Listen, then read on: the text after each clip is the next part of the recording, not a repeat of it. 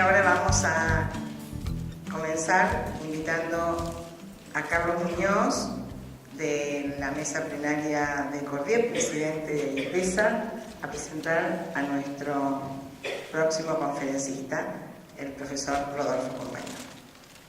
Gracias. Buenas tardes. Me toca a mí presentar al licenciado en Ciencias de la Educación, Rodolfo Compañero. Los que han leído nuestro librito de presentación del Encuentro Federal, verán que el currículum del licenciado es amplio y significativo. Él me ha pedido que recalque fundamentalmente su labor como docente y director del nivel inicial, primario y actualmente como rector del Colegio José Caro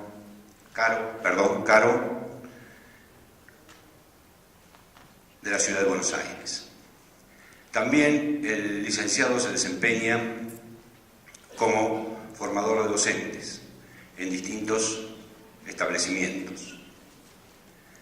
Ha también participado en actividades a nivel internacional. Quiero nuevamente recalcar la actuación que tiene en estos momentos en el nivel secundario. Rodolfo, bienvenido y estamos ansiosos por escucharte. Gracias.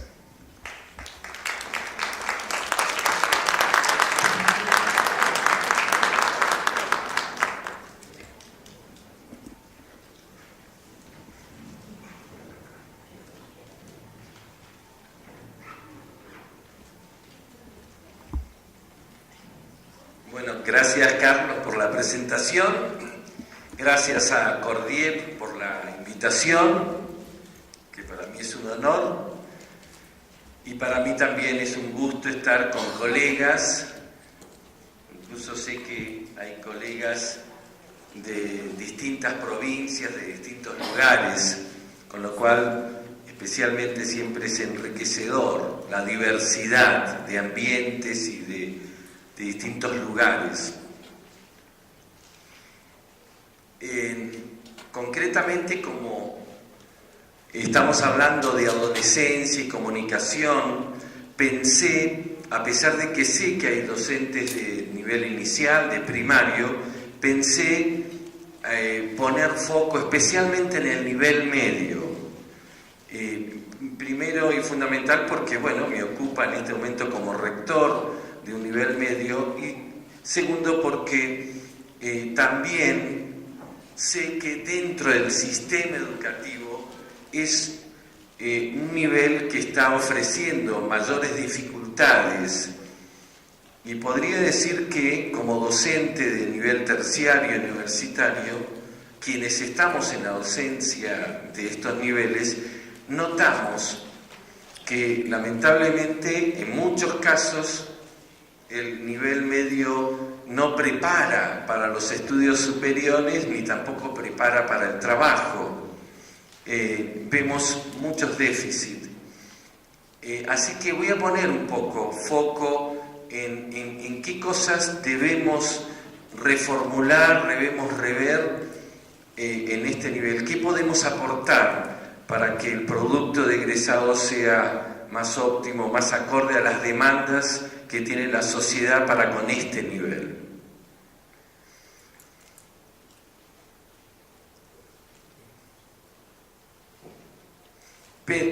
Se me ocurrió comenzar pensando que podemos pensar a la organización como un ambiente semántico, que no se limita a las palabras que en ella circulan. Las aulas, los patios, la ubicación física de la dirección, la presencia o la ausencia de la sala de profesores hablan por sí solos. Los elementos físicos expresan historias de conversaciones pasadas, dice Ernesto Gore. Al respecto imaginaba, acá tenemos gente de la DGEP, supervisores, pero también como docentes o como padres, cuando entramos en una institución escolar, ya solamente ver la cantidad de escaleras o no escaleras, si tenemos cuán inclusive es esa escuela para personas que tienen dificultades, por ejemplo, de locomoción. El ver, como decíamos, si hay una sala de profesores, también da cuenta de qué importancia le da a la institución a que haya intercambio entre los profesores. O sea, la no presencia en una sala de profesores es todo un dato a tener en cuenta. Es notable también para los padres y me imagino para los supervisores también encontrarse con lo que aparecen en las paredes, con las producciones escritas por los chicos, dónde están los patios, dónde están las aulas, dónde se ubican los distintos años. Dice, en ese sentido, expresan historias de conversaciones pasadas. Y acá, en este trabajo que estuve preparando para este congreso, ponía esta reflexión. Si queremos cambiar la cultura institucional, es necesario pensar la historia que da trasfondo a dichas conversaciones. Es necesario revisar los modelos mentales y los supuestos arraigados sobre la realidad. Estamos convencidos que el cambio institucional implicará poner en debate las formas de vinculación, los roles internalizados y los preconceptos tácitos de cada uno de los actores involucrados. Al respecto podría decir que se da más, de hecho esto lo voy a adelantar, pero yo creo que el nivel medio tendría que aprender mucho del nivel primario y el nivel primario tiene mucho que aprender del nivel inicial en cuanto a lo lúdico, en cuanto a la posibilidad de juego con los chicos. Y respecto del secundario, tiene un déficit porque el primario tiene la posibilidad de tener el maestro durante toda la jornada. Se favorece más los proyectos interdisciplinarios que lo que encontramos como en el secundario, que es el famoso profesor taxi. Si bien en muchas instituciones se trata de dar más horas para poder tener este intercambio, es mucho más difícil. Pero cuando yo hablo de los presupuestos tácitos que cada uno de los actores involucrados tiene, creo que es necesario intercambiar puntos de vista sobre lo que entendemos que es, por ejemplo, la autoridad. Me ha pasado la semana pasada de algún profesor que en una de esas tiene un problema con algún curso y puede plantear, yo sé que es complejo en este momento, pero puede plantear, pero estos alumnos no reconocen la autoridad. Bueno, ese profesor puede ser que entienda que la autoridad la tiene por decreto. Simplemente por estar en la institución ya va de suyo que los alumnos, los padres, todo el mundo entenderá que él, por el lugar que ocupa, tiene su autoridad. Nosotros y mucha gente tiene la idea de que la autoridad es una construcción que implica un montón de factores, que uno ve desde la gestión directiva cómo algunos docentes pueden construir autoridad desde otras estrategias, desde otras formas que tienen en cuenta y no que está esperando que simplemente los chicos ya entiendan que él de por sí tiene autoridad. Yo creo que tenemos que pensar que la autoridad se va construyendo día a día en el vínculo que tenemos con nuestros alumnos. No podemos exigir, por ejemplo, que nuestros alumnos sean...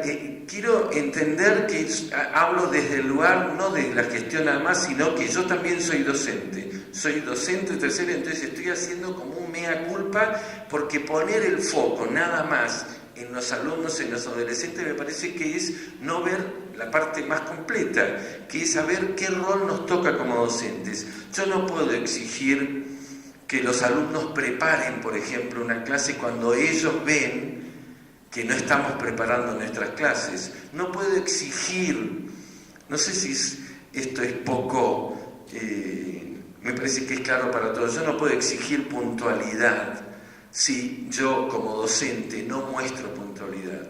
Creo que en este momento, más que nunca, nosotros somos mirados por nuestros alumnos, somos mirados por los padres, por las familias, por la sociedad en general.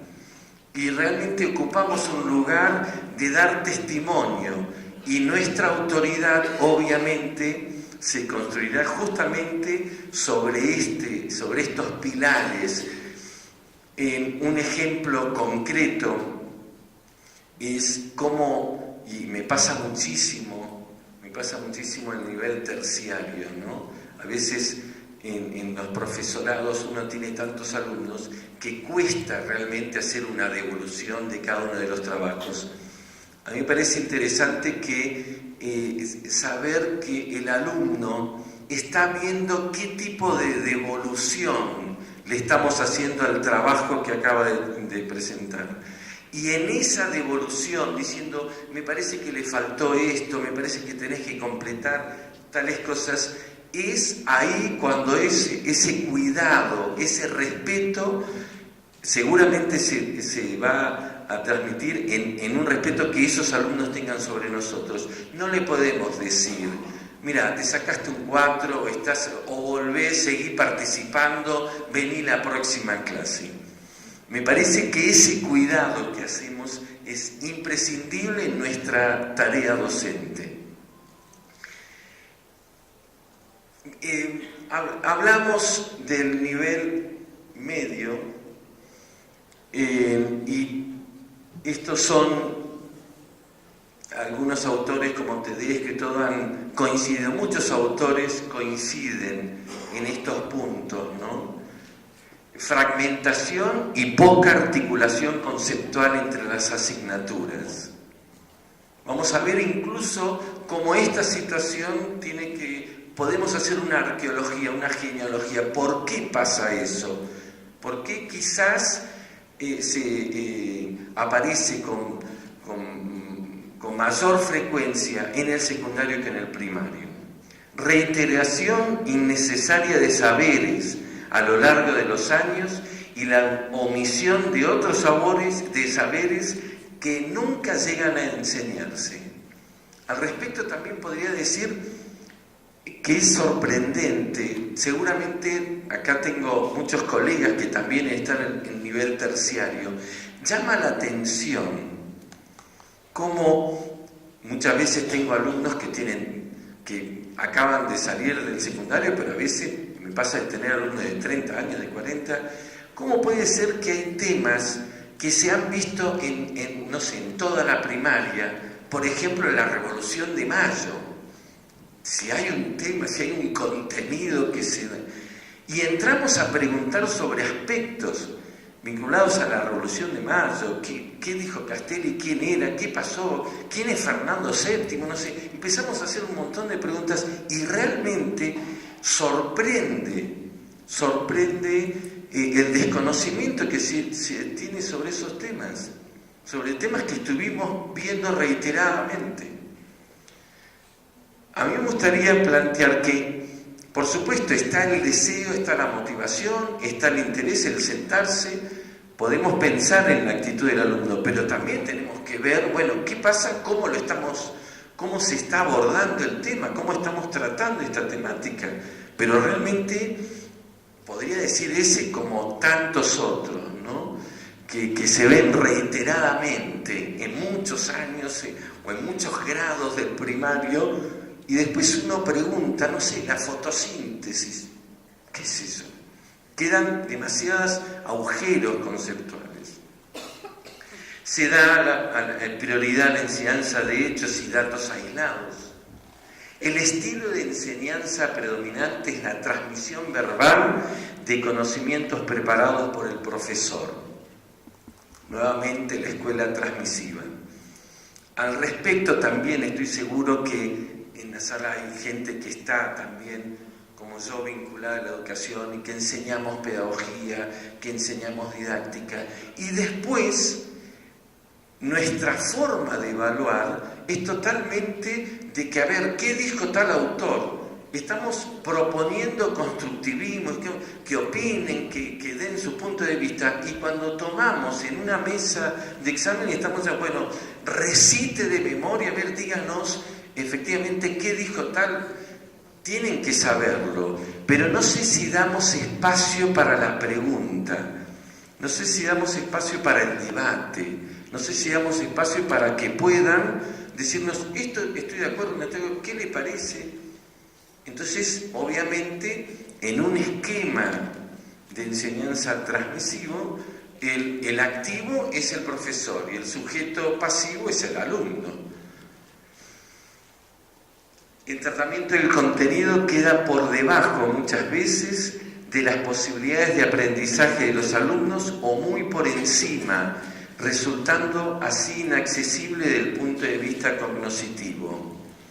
A mí me parece que se puede correr el riesgo de estar muy por debajo, y la sensación que uno tiene que si estamos trabajando muy por debajo de lo que pueden ellos, los estamos subestimando. Y eso también nuestros alumnos perciben que los subestimamos cuando estamos dando o cuando estamos tratando un tema muy por debajo de sus posibilidades, que no estamos poniéndolo como un desafío para sus posibilidades, o cuando estamos también muy por encima, entonces es inaccesible. Vamos a ver un poquito más, pero si no hay desafío, si no hay de alguna forma la posibilidad de desequilibrio, es imposible. Si el alumno no siente un poco ese desequilibrio, ese desafío, no va a estar interesado. Propuestas didácticas que no permiten organizar los contenidos alrededor de problemas relevantes. En definitiva, no se promueven aprendizajes significativos. Obviamente estoy planteando, yo sé, quizás estoy poniendo foco en las cosas que tendríamos que reformular. Sé que hay un montón de experiencias que hablan de proyectos que son muy interesantes, que están muy entusiasmados, cosas que uno ve en la propia escuela y en otras que decís, qué bárbaro, cómo hicieron esto, cómo se engancharon. Pero también quise poner foco en los déficits y a ver qué podemos hacer. ¿Qué mea culpa podemos tener para decir, bueno, a ver si podemos trabajar y optimizar este nivel? Y me planteo en esta disertación quizás dos preguntas que están unidas, que ¿por qué cuesta tanto generar una cultura de trabajo en equipo en la escuela secundaria? Un poco ya lo estábamos diciendo. ¿Y por qué los docentes nos sentimos vulnerables a la crítica? Ahora vamos a hacer un poquito de genealogía, pero al respecto también diría que si no le damos el espacio para el error de nuestros alumnos, si hay un temor a plantear las cosas que no sabemos o que nuestros alumnos planteen, también entre los docentes pasa eso. Una cosa que a veces como desde la gestión, desde la dirección pude hacer algunas veces es que por grupos puedan mostrar qué están trabajando y cómo están abordando determinados temas de historia y geografía de distintas materias, y que hagan casi como una suerte de clase, de muestra, de tipo de abordaje hacia los compañeros. Algunos podrían decir, bueno, ¿a qué les interesa? O la suspicacia de seguro que alguna compañera se va a burlar de la forma que lo estoy trabajando. Y a mí me parece muy enriquecedor. Cuando abrí esa posibilidad me pareció muy enriquecedor, todo lo contrario. Yo también creo que no podemos en esto de que digo de dar testimonio, no podemos recomendar, sugerir que los alumnos estén integrados si ellos ven el cuerpo de profesores desintegrado, si ven internas, si ven resquemores, ven suspicacias de todo tipo y esta competencia. Y los chicos obviamente perciben todo, transmitimos todo. Entonces a mí me parece que es vital, hasta yo diría, seguramente acá debe haber también colegas, a mí me parece que no es secundario el tema de, si se puede por supuesto, el tema de cada tanto poder encontrarnos el grupo de docentes en un asado, en una reunión. No me parece algo secundario desde el punto de vista de trabajo en equipo, la conformación de identidad. También recuerdo, todos hemos pasado por ejemplo la crisis del 2001, imagino, por lo menos en nuestras instituciones o las que yo trabajaba, no sé si alguno pasó la situación del pago de los sueldos en cuotas, en partes, o que la pasamos mal en distintas épocas. ¿Y qué sostenía esa situación de pertenencia, esa situación de decir, ¿qué hago acá que en esta escuela algunas pagarían mejor, otras? Básicamente uno podía hasta seguir eligiendo pertenecer a una institución más que a otra, simplemente porque sentía un poco lo que decía el otro día el doctor, un clima favorable, no un clima tóxico. Ese sentimiento de pertenencia, ese sentimiento de me siento escuchado, siento que mi presencia vale, sostuvo muchas instituciones a pesar de la crisis. No me parece secundario, y ni que hablar de esto que decimos de dar testimonio, de trabajo en equipo. No, tienen que trabajar en equipo, y los chicos ven todas las internas. Haciendo un poco de historia, haciendo genealogía, no puedo dejar de mencionar que obviamente personas como Comenius en el siglo XVII o La Salle, que justamente lo que llaman, especialmente de gramática, ahora muchos autores hablan de la gramática escolar, ¿no? La gramática escolar. Esto que podemos suponer que es una situación de clase que muchos adjudican a Comenius, justamente dos religiosos. Por eso hay muchos artículos que dicen la partera de la escuela en la modernidad es la religión, ¿no? Eran propuestas de religiosos para llevar el evangelio o llevar una educación masiva. Esta situación de simultaneidad, esta situación de dar clase en el idioma, la lengua materna, esta situación del docente y varios alumnos. Y esta nueva educación, con ese ideal pansófico de educar todo a todos, que se oponía a la educación del príncipe, ¿no? La escuela se hace masiva, hay que construir, a decir de Durkheim, la fábrica de ciudadanos, la escuela como fábrica de ciudadanos.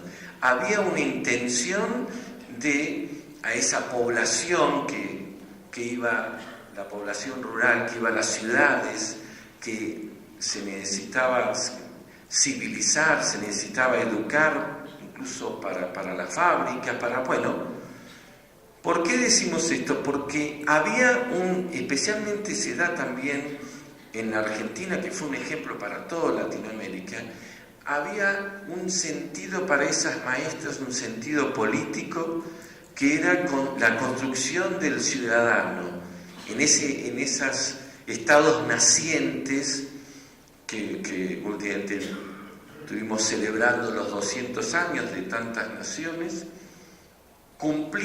Esa maestra cumplía una labor muy importante, tenía un cometido político un sentido de pertenencia también a un país. Tiene la primaria un sentido, tiene una épica. En cambio, el nivel medio fue totalmente distinto en la conformación. Así como podríamos decir que la formación de docentes para el nivel secundario surgió como espacio educativo diferenciado solo a principios del siglo XX. Antes de esa fecha, al igual que en otros lugares del mundo, los profesores de escuelas secundarias eran principalmente miembros de la élite que ejercían algunas profesiones liberales, abogados, médicos o ingenieros. La idea de la docencia como un arte, como una tarea idiosincrática, cede terreno frente a modelos más normativizados y operacionales sobre lo que es un buen docente, con el peligro de burocratización de las prácticas que ello genera. Decía Leopoldo Lugones, gran escritor y también inspector, la docencia no es una profesión liberal, sino una carrera esencialmente burocrática, cuya demanda depende de las necesidades del Estado. La estrecha asociación entre el profesorado y la construcción de estados nacionales constituye uno de los rasgos característicos, aunque no originales, de la docencia latinoamericana. Esto debo señalarlo porque quedó muy esta inercia de que el mejor profesor de matemática sería un ingeniero, por ejemplo. ¿Qué mejor que un médico te enseñe anatomía? También es un concepto que arrastramos. O sea, es como pensar eso, con todo el respeto que merecen los profesionales que después hasta adquieren una gran vocación docente, pero pensar eso es pensar que lo pedagógico, lo didáctico, está en un segundo plano. Vamos a ver cuáles son las consecuencias. En líneas generales, puede señalarse que la formación de profesores secundarios se realizó tradicionalmente de acuerdo con el principio de isomorfismo, que supone que los profesores tienen que ser formados con una especialización y un título, con una denominación equivalente a la materia que se supone tienen que enseñar.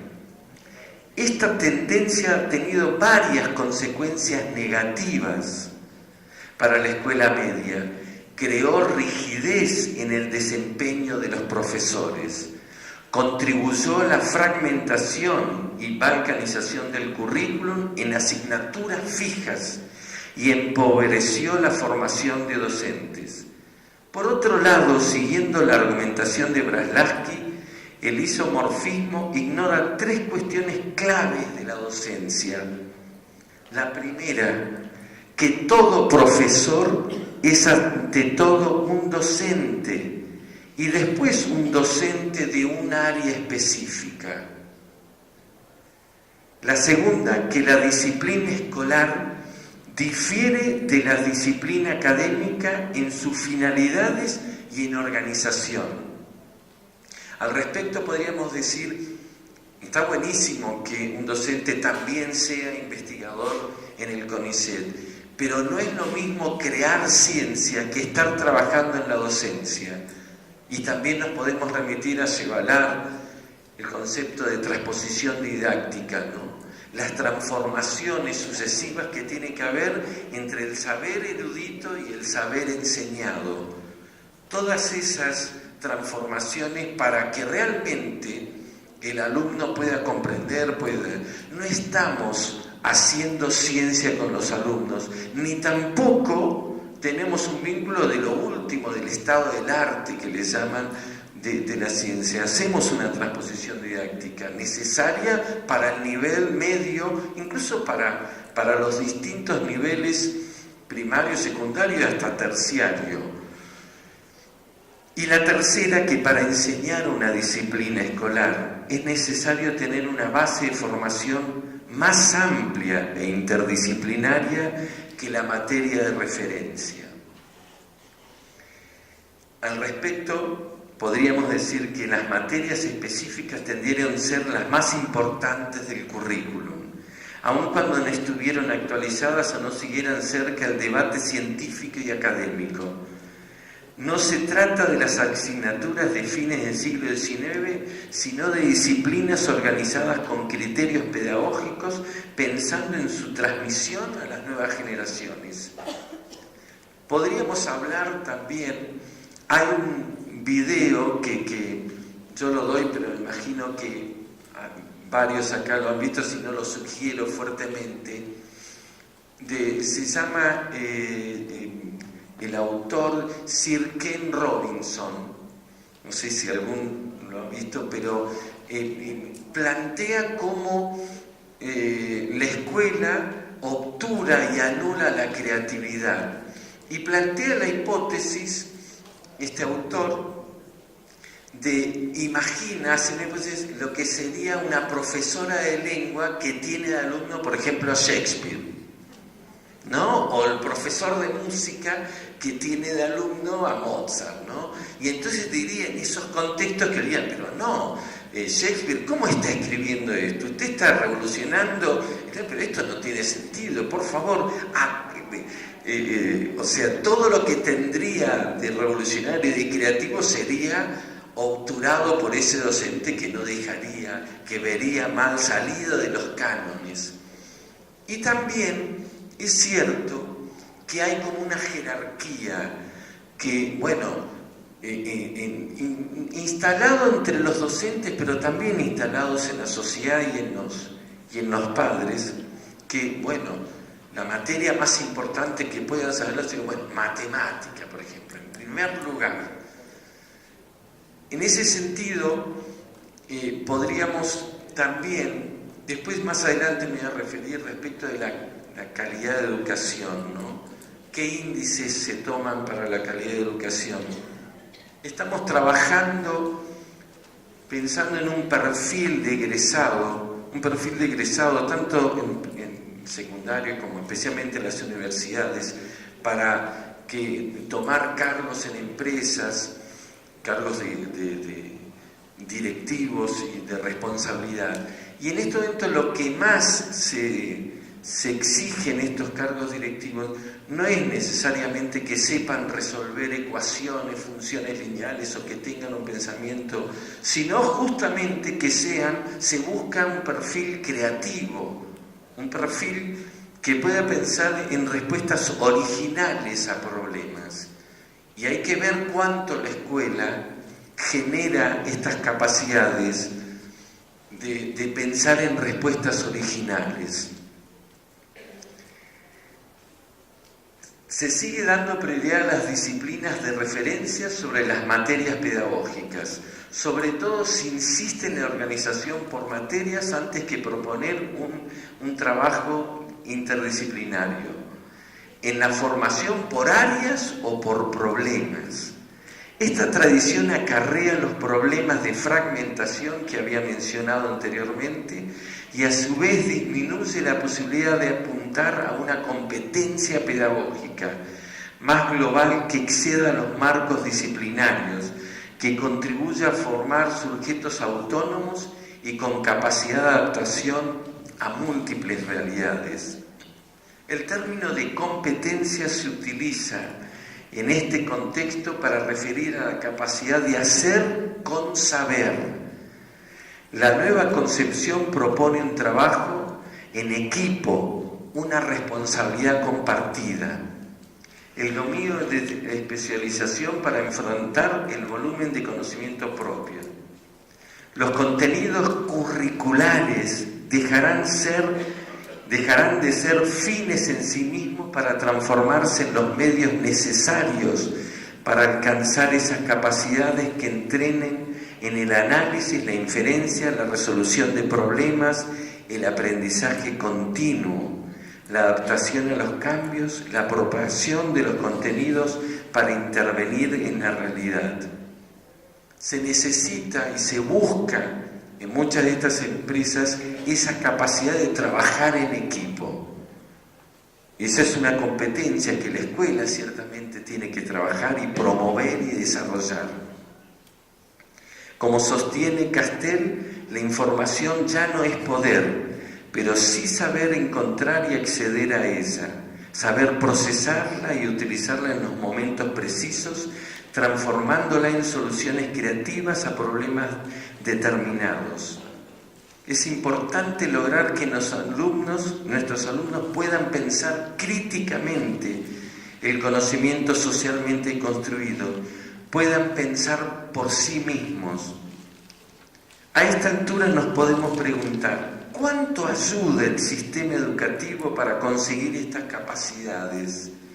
Muy poco o nada, dado que el paradigma clásico a partir del cual está estructurado la escuela es el de compartimientos estancos separados. Es necesario desarrollar el pensamiento sistémico. La educación formal perpetúa esta tendencia al ofrecer enfoques disciplinares que dividen la realidad. Además de enseñar cómo resolver un problema, los alumnos deberían ser entrenados para analizar por qué se ha producido el problema, comprender causas y consecuencias, explorar diferentes posibilidades de solución a un problema, son desde el punto de vista exigencias indispensables para desarrollar este pensamiento sistémico. La capacidad de hacerse preguntas. Yo, por ejemplo, doy a mis alumnos de terciario una película también que recomiendo, es una película muy vieja, que algunos deben conocer, que es 12 hombres en pugna, que es una situación de un juicio de jurados, donde la situación es una situación de homicidio donde están 12 personas que se quieren ya ir a la casa y cuanto no hay unanimidad va a seguir ese juicio, y donde todas las evidencias son culpando a esa persona, que no se sabe si es criminal o no, pero una persona entre el jurado dice, no, para mí es inocente. Y es muy interesante ver cómo hay una tendencia a pensar, el pensamiento dice, bueno, la mayoría pensó esto, bueno, todos pensamos así. Qué bueno es lograr encontrar la vuelta para decir, ¿y si no fue? ¿Y si no es? O sea, ¿cómo podemos plantear en nuestros alumnos esa capacidad de plantearse hipótesis y reformular las hipótesis? Bueno, esto en la apariencia es de una forma. A ver cómo puedo reformularlo. Y cómo pueden entre los compañeros también, no, mira, lo que está diciendo parece una palabra, pero quizás no. Esa capacidad de escucharse entre ellos. Y no ante el primero que invoca algo, todos siguen, bueno, quizás por comodidad, quizás por no pensar. Creo que la escuela tiene que fomentar esto. Algunos podrían decir, bueno, eso también hablaría de si en la casa hay diálogo, no hay casa, no hay familias.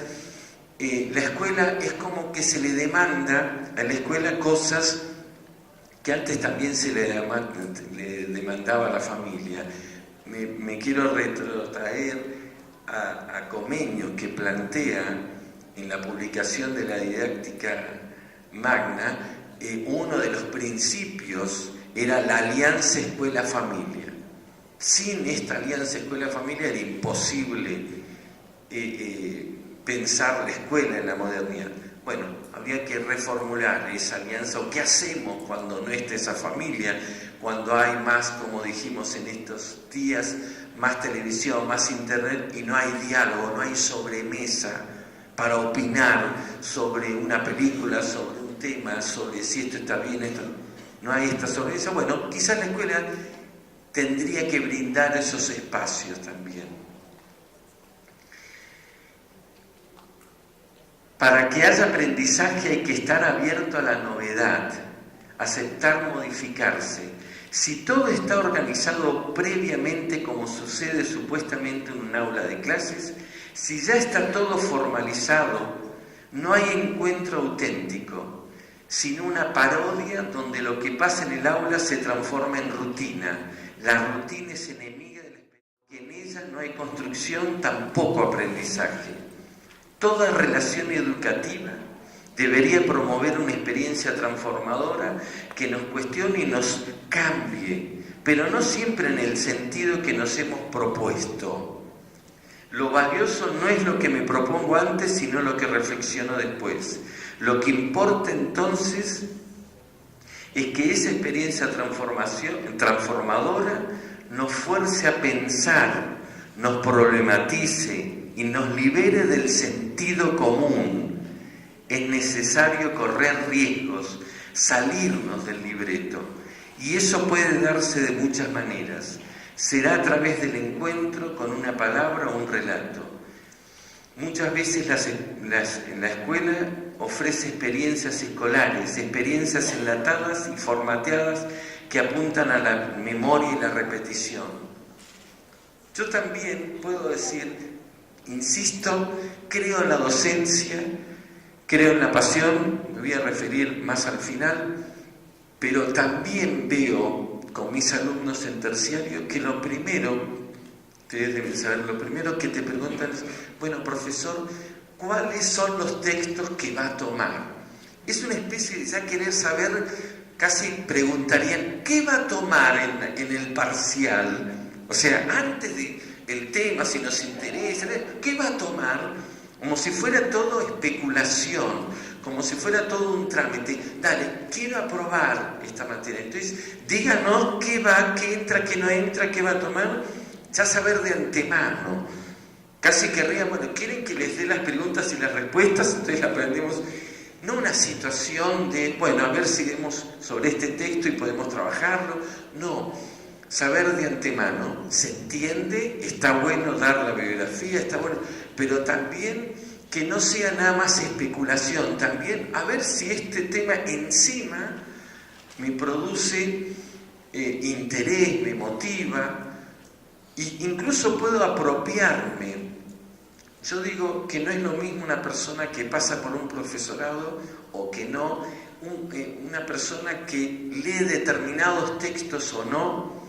A veces hasta hago el chiste porque tengo varias mujeres que yo digo, bueno, después que termine este curso o este profesorado, seguramente hasta sus relaciones con sus parejas, con sus maridos, quizás hasta cambie. Es como, sí, me estás hablando en difícil con otros términos. Qué bueno es pensar que nos apropiamos de categorías de análisis. Qué bueno es pensar que hay transformaciones invisibles, poco, pero se producen esas transformaciones, estoy convencido. Hasta seguramente en este congreso, antes del congreso, después, desestimamos esas pequeñas transformaciones. Decíamos, ¿por qué cuesta generar este trabajo en equipo? Bueno, especialmente también habíamos dicho, haciendo genealogía, que el secundario ofrece mayor dificultad que el primario, y aparte por esta formación que tenían, una formación disciplinar, donde lo importante es esto le hemos puesto el pensamiento sistémico, la capacidad de cuestionarse. No hay posibilidad de que se cuestionen si está todo dado, si están las preguntas dadas y las respuestas. Los alumnos no quieren correr riesgo. Es como, a mí me parece también lógico, no nos podemos, sin preparación previa, darle, pero esto no estaba en las preguntas que nos dieron los trabajos previos. Esto es nuevo, tendrían que estar preparados a que haya algo nuevo. Dice, no, pero esto nunca nos tomó un ejercicio, o estas preguntas, tendría uno que estar preparado quizás para situaciones de novedad.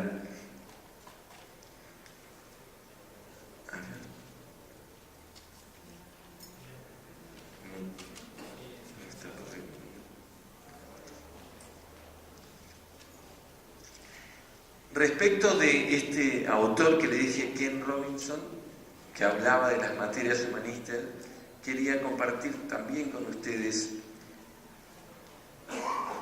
gracias,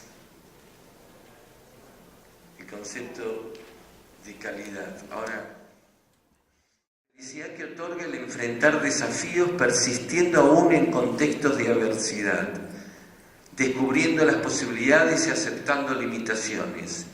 En definitiva, la capacidad de poder elegir aquellas opciones que nos permiten crecer, desarrollarnos. La escuela no puede estar ausente en estos propósitos tan importantes en la formación de un adolescente.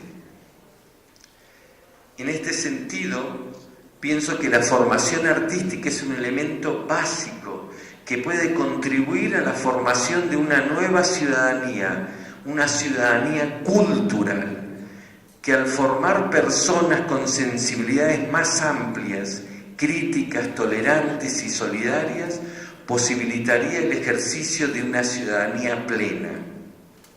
Es común observar una sobrevaloración de las materias que pertenecen al área de las ciencias exactas sobre las de las artísticas. Entonces, esto también, que el concepto de calidad de educación también es una construcción que varía con el tiempo, no es homogéneo, también podríamos construir según la escuela, según la región, según la posibilidad, distintas ideas. Es malo pensar que esa idea de calidad de educación puede ser la misma para alumnos de Australia, de Japón, que de Argentina. Me parece interesante también plantear hasta por zonas, que es heterogéneo el concepto, según las necesidades también que pueda tener esa sociedad. Intervienen intereses, intervienen también objetivos institucionales, culturas institucionales en este concepto de calidad. Obviamente, en escuelas, como en mi caso, que tiene que ver con, no podemos dejar de mencionar la intención de una escuela que tiene que ver con la preservación de una identidad religiosa o una identidad, una escuela armenia, una escuela judía ortodoxa, una escuela, cada uno tiene también en ese concepto de calidad pensar en los objetivos de esas familias que quieren preservar un acervo, una identidad cultural, una identidad religiosa.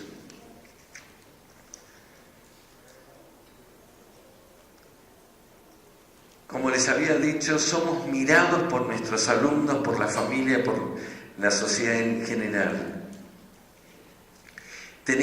Nuestros alumnos pueden, no solamente van a ver, decimos, qué lástima, los chicos no están motivados. Los chicos pueden percibir si creemos en ellos, si tenemos también pasión, si estamos disfrutando de nuestra tarea. Tampoco pido el milagro porque sé que la tarea es intensa, tenemos muchos cursos, levantarse a la mañana, la corrección y todo, pero obviamente si elegimos la docencia, elegimos un lugar de exposición, un lugar donde es imposible, estamos condenados a confiar en nuestros alumnos, a poner pasión, a disfrutar. Revisar los postulados de una escuela que incentivó la competencia y el individualismo, que no promovió el intercambio y el trabajo en equipos. En lugar de educar para la competencia individual, este tipo de funcionamiento exige poner el énfasis en el aprendizaje grupal, aprender a buscar y aceptar la crítica de los pares, solicitar ayuda, dar crédito a los demás, aprender del error. Son algunas de las competencias que debemos desarrollar, no solo pensando en el alumnado, también debe estar presente en una gestión de cambio para el equipo docente. Desde la gestión se pueden generar espacios de intercambio entre los colegas, facilitando el diálogo, promoviendo la concreción de proyectos compartidos. Si los docentes no cuestionamos nuestros presupuestos pedagógicos, no vamos a poder promover la reflexión en nuestros alumnos, la capacidad de presentar sus ideas con argumentos, la posibilidad de negociación entre las propias convicciones y las de los demás. Para que el aprendizaje educativo se lo viva como experiencia transformadora, tiene que tener algo de lo paradojal, de lo enigmático, de lo desafiante y cuestionador. Todo lo que los chicos hoy generalmente no encuentran muchas veces en la escuela. La experiencia educativa tiene que ver con lo provocador, lo que irrumpe y abre con el acontecimiento que fuerza a pensar lo no pensado todavía.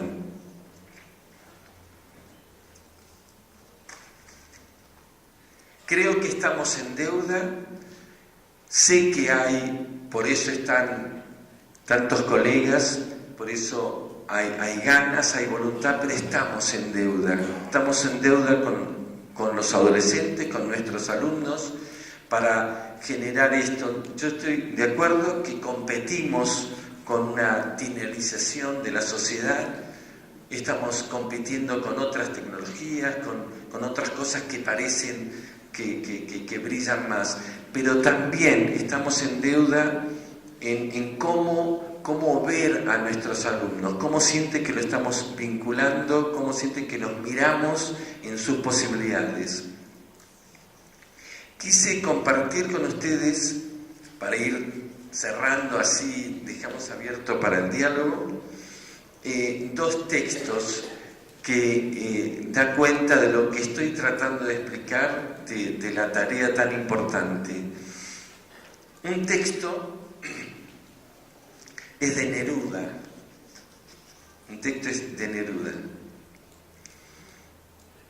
y dice así: Neruda y el poder de la poesía.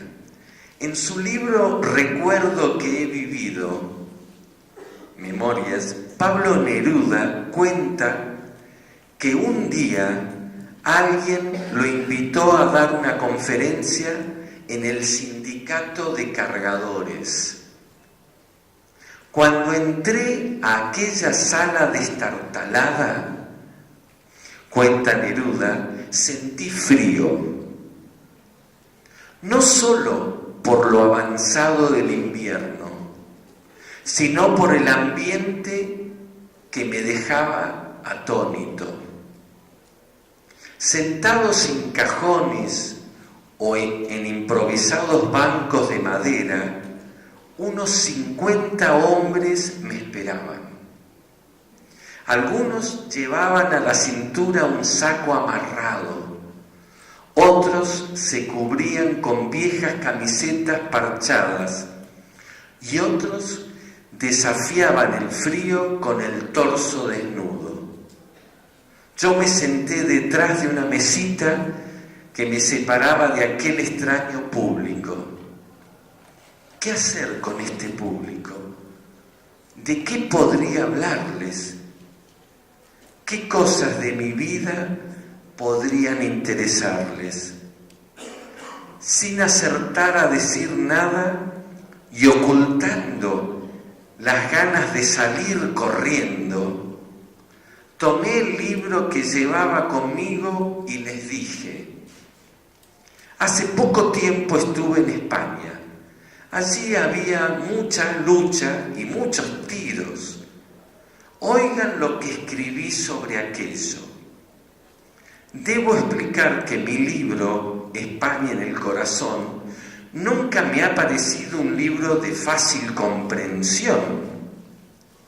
Lo cierto es que pensé en leer unas pocas estrofas, agregar unas cuantas palabras y despedirme.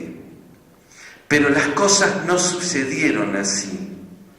Al leer poema tras poema, al sentir el silencio como de agua profunda en que caían mis palabras, al ver aquellos ojos y cejas oscuras seguían intensamente mi poesía, comprendí que mi libro estaba llegando a su destino. Seguí leyendo y leyendo, conmovido yo mismo por el sonido de mi poesía, sacudido por la magnética relación entre mis versos y aquellas almas abandonadas. La lectura duró más de 1 hora.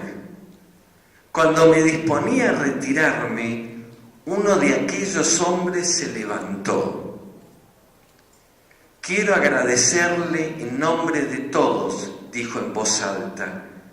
Quiero decirle además que nunca nada nos ha impresionado tanto.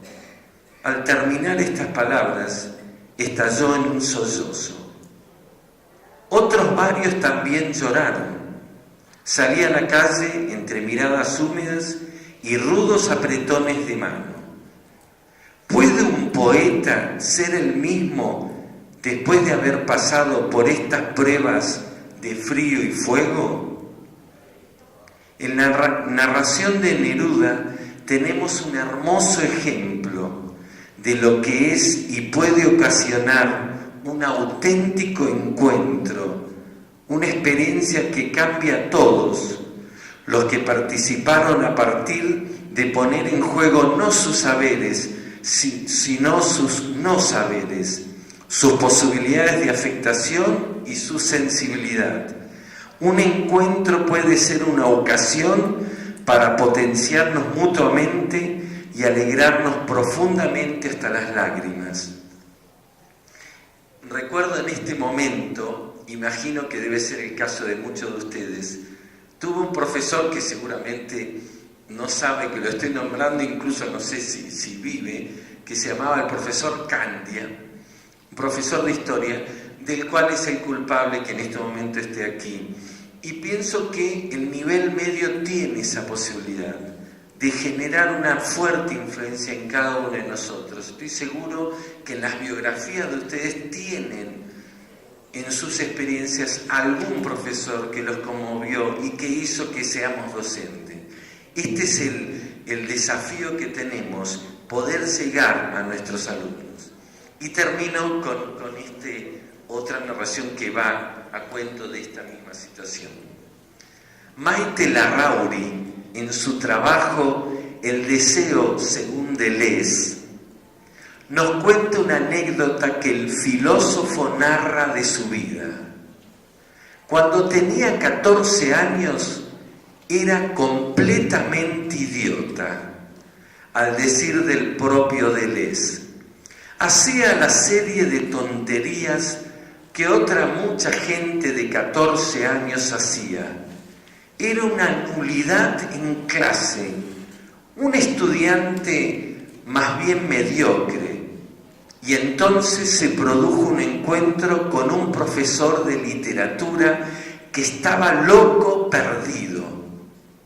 Tenía un aspecto alucinado, llevaba los pelos de punta, la cara casi de color azul, visco. Iban juntos hasta el borde del mar y allí, a voz en grito, el profesor leía a Baudelaire, sus pasiones, sus amores. Deleuze dice que se transformó, dejó a partir de ese momento de ser idiota. Y nos comenta la autora, la enseñanza es un lugar de privilegiado, de contagio del deseo. Y basta con que un profesor abra la puerta para que todo lo demás pueda suceder, sea cual sea la asignatura que ese profesor imparta.